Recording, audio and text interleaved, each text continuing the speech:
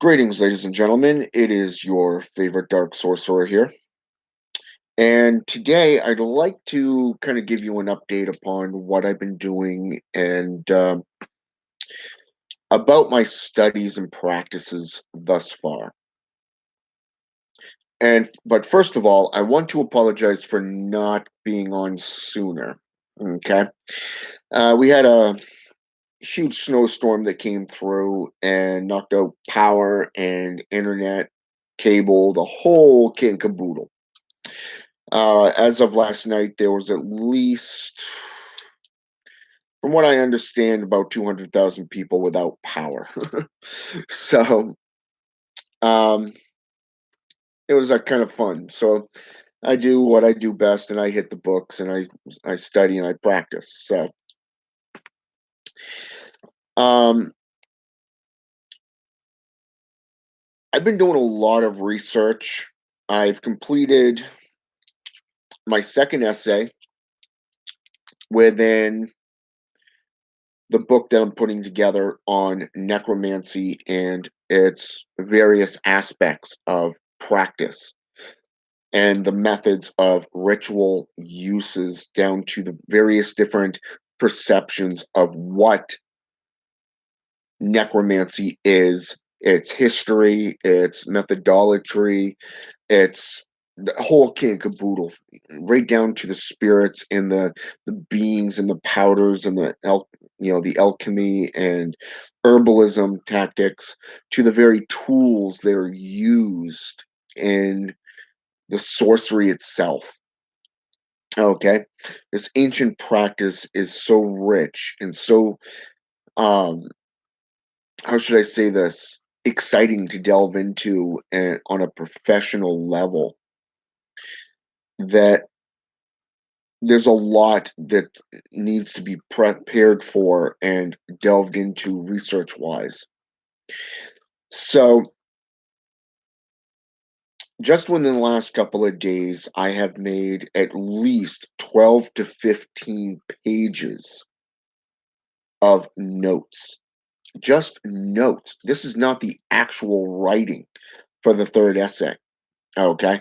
This is just the notes that is being prepared so that I can write the third essay in this book. And each essay is roughly around 8,000 words per essay.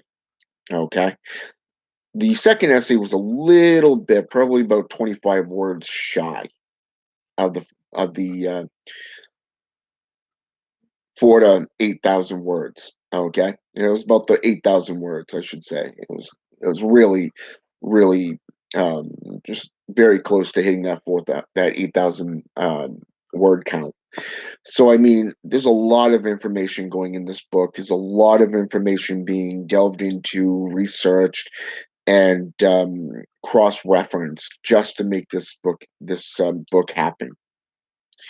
And on top of that, I mean, I'm ecstatic because I'm learning new things within necromancy and the methods being deployed for this. I mean, I've read S. Connolly's books on necromancy. I've gone into Lucien Rafacal's book on necromancy, The Forbidden Arts. I've gone into the Munich manuscripts. I've gone into the Grimoire traditions.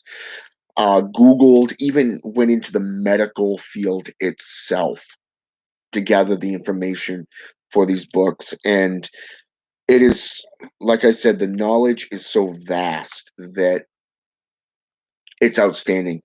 I'd be surprised if by the time this is said and done, even in a personalized grimoire, this is going to be at least 2 to 3 grimoires full of information.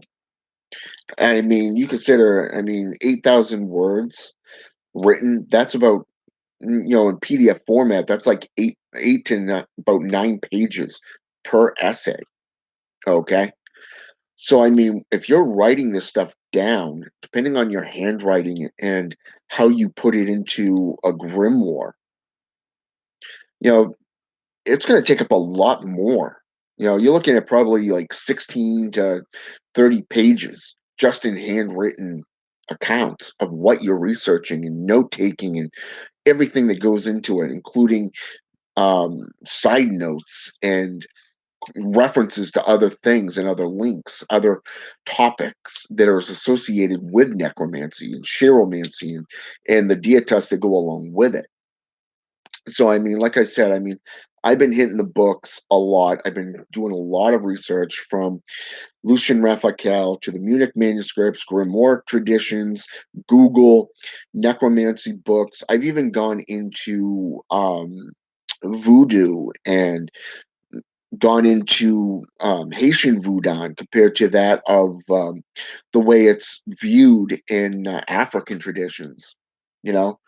And I've gone into Santa Morte, I've gone into Quimbanda, I've gone into Pelomambi, Umbra, and many other things, including witchcraft, shamanism, even because all of this stuff is linked together. There's a lot of watered down materials that I've come across, and there's a lot of things that needed to be taken back to the source of the root of their traditions, just to see where they come from and how they were derived, the route that they took from Africa or the European countries, such as Slavic, Balk, the Balkan, Ukrainian, to Scottish, Irish, European, Germanic. I mean, even with the Germanic, traditions. I mean, you're looking at Proto-German, Low, Medium, and High German, you know, and I've been really delving into this so much that I had a mechanic that was working on the espresso machine at work Wednesday. And he comes across and he says, "Anybody know speak German?" I said, "Which variants of it?" He says, "What do you mean?" I go, "Proto, low, medium, high, or current German."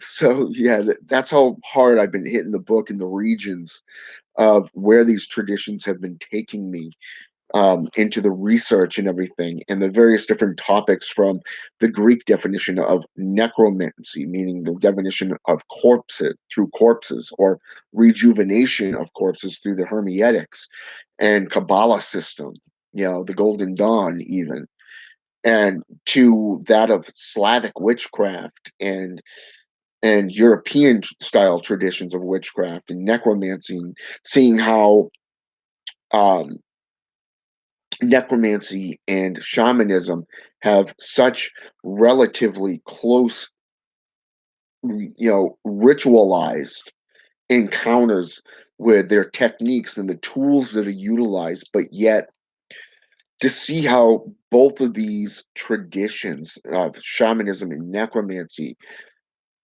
how they're similar but variously different through their techniques, their methods that they employ and utilize, which is why a lot of times you're going to see that why they don't get along. And, you know, I was told that they don't get along, but when you go back to the 14th century or you go back to the 8th century BC or BE, or CE rather, you see different techniques and different methods and different thought forms of just what necromancy and shamanism was seen at that time through black magic. And when you get into personalized black magic for, say, for an example, personal gain or to benefit somebody, you're going to see a lot of this stuff. But I've been practicing the Mazajira Cabal system now and studying heavily for about a year, almost a year and a half fully, as I've stated in other videos. Okay, as of June, it's literally going to be a year and a half. Okay, and that's right around the corner. Okay, within about a month or so. So, I mean, you consider, even in that length of time, my mind is still being blown away just by the research that I've been doing in necromancy. Okay. I've been following Sorceress Cagliostro, and I had her come out of the blue and message me from on Messenger stating that one of her students one of her acolytes and neophytes had seen my video that I had done on necromancy where I referenced her work. And you know what it's a woman who's been doing necromancy most of her life. I mean, I don't know exactly how old this woman is, Sorceress Cagliostro. All I know is that she's been practicing necromancy for longer than I have. Okay. Now, this is the second time I've delved into necromancy in 30 years. The first time was about 12 years ago, about 10 to 12 years ago. And I didn't even get fully into it at that time. So the fact that I'm getting into it now on this level of intensity is spectacular. It's magnificent. And I can honestly see why it was considered the first of the seven forbidden arts, the most darkest, the most feared. Okay. And to see why and the connections that it has is mind blowing. If you don't study necromancy, I would highly advise you to get into it from various different regions. Don't stick to one region, but go into all of them. From that of, say, for an example, the Egyptian Book of the Dead, the Tibetan Book of the Dead. See how they're utilized in Haitian Voodoo, okay, compared to Voodoo itself within the Wango or traditions or the Yoruba people, where it was founded in Africa around, to see where Palo Mayumbi was in the practices within chiromancy and spiritual conjuration and necromantic practices within their variances. Go all the way back to the deep woods of the Congo, where they were originally practiced. Okay, but then you go into the Greek, and you're going to see another difference in variants of that. Go into the Middle East, go into India, go into the Asian cultures. You're going to see so much. It's not just Greek. It's not just you know JCI. It's not just these watered down perceptions that we see today. There's so much that is not spoken of, so much that is not talked about. When you think of corpse, the art of dying or the dying, and how the veil becomes thinner as you're getting closer to death, to that of actually using divination, like, say, a scrying mirror, blood sorcery, pyromancy or hieromancy, utilizing a crystal ball, like, say, a black onyx, or that of just a main crystal ball to summon forth a spirit. Learning how to shift your persona, your how should I say this? Your consciousness from conscious to unconsciousness, and learn to go between your normal state and that of the alpha state of mind to be able to even begin to astral project. That of, say, going into the other dimensions and the other forms of reality out there, creating your own spiritual altar to where you can commune with these beings, these spirits, is out. It's mind blowing. It's spectacular. Okay, and I really wanted to kind of do a video before I get into the witchcraft series, um, on a more personalized and deep level, and speak upon the old traditions, not this watered down bullshit that you see today. But on the real witchcraft, the real sources of black magic and why it was feared compared to that of the white light aspects. But then the storm hit, and I've had a lot of things going on, and then we lost power and internet went. So I was unable this week to get into the series that I really, really wanted to delve into because of everything that's been happening this past week. But I've also been hitting the altar room heavily as well, spending a lot of times working with the spirits of Caractères and getting to know Chernobog of the Slavic traditions, okay, the Russian um, and Germanic traditions of that being the dark god, compared to Orion, the dark god, within Zoroastrianism, which predates Christian civilization and culture. Okay. So, I mean, there's so much history, so much mythology, and so much written throughout history. It's spectacular, it's mind blowing, and I highly recommend that you get into it. All right. Now, the fact that I have at least 12 to 15 pages just between yesterday and today that I've taken as notes on for my third essay that I'm going to be putting into the book that I'm writing is just it's based solely on necromancy and necromantic practices and rites. So I mean, the first essay was based on what necromancy is and how it was perceived. The second essay was based off the rituals that were seen and done dealing with the gods, the deitas, okay, and the sources that they're found in. The third essay is basically the rituals and the tools that you can get into, okay, the methods, if you wish. And then I'm going to be going from there and going into the fourth essay once this third one is written. So, I mean, I have to give a shout out to Edgar Cavall, a fellow dark arts practitioner, necromancer, brother. You know, when he came to me last year and asked me if I'd be willing to write an essay for his book, anthology to of sorcery, you know, anthology of Sabbatica, I believe.